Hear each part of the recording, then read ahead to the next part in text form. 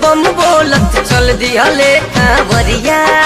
झिम झिम सावन बरसे रहल लहरे झंडा के सरिया। सजा के कांवर बोल बम बोलत चल दिहले कांवरिया।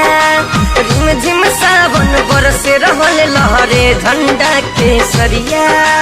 ए सैया करी तैयारी भोले के नगरी जाई।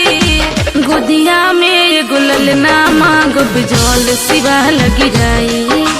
सजा के कांवर बोल बम बोलत चल दिहले कांवरिया। झिम झिम सावन बरसे रहल लहरे झंडा के सरिया।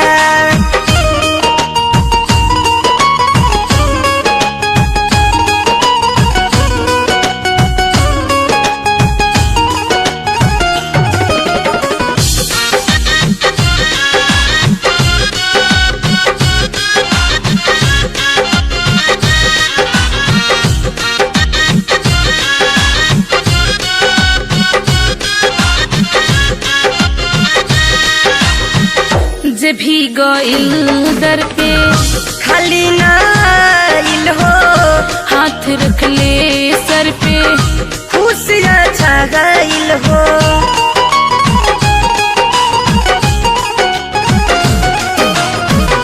जे भी गइल दर पे खाली ना आइल हो। हाथ रख ले सर पे खुशियाँ छा गइल हो। मन में बलल सा जलसा होई आपन अर्ज सुनाई। गोदिया में ये गुलल ना मांग बिजोल सिवा लगी जाई। सजा के कांवर बोल बम बोलत चल दिहले कांवरिया। झिम झिम सावन बरसे रहल लहरे झंडा के सरिया।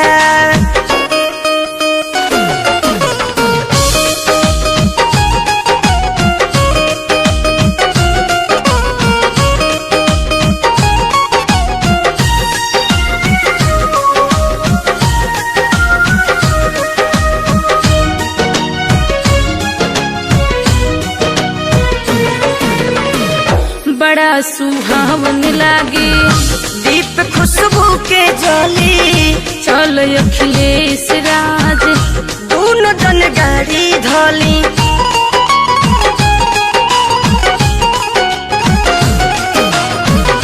बड़ा सुहावन लागे दीप अमृत के जली। चलाए सोनू मोनू सभे लोग गाड़ी धली। ए पिया अजीत जुगाड़ी दुखवा सब सुनाई। गोदिया में गुलल ना मांग बिजोल सिवा लगी जाई। सजा के कांवर बोल बम बोलत चल दिहले कांवरिया।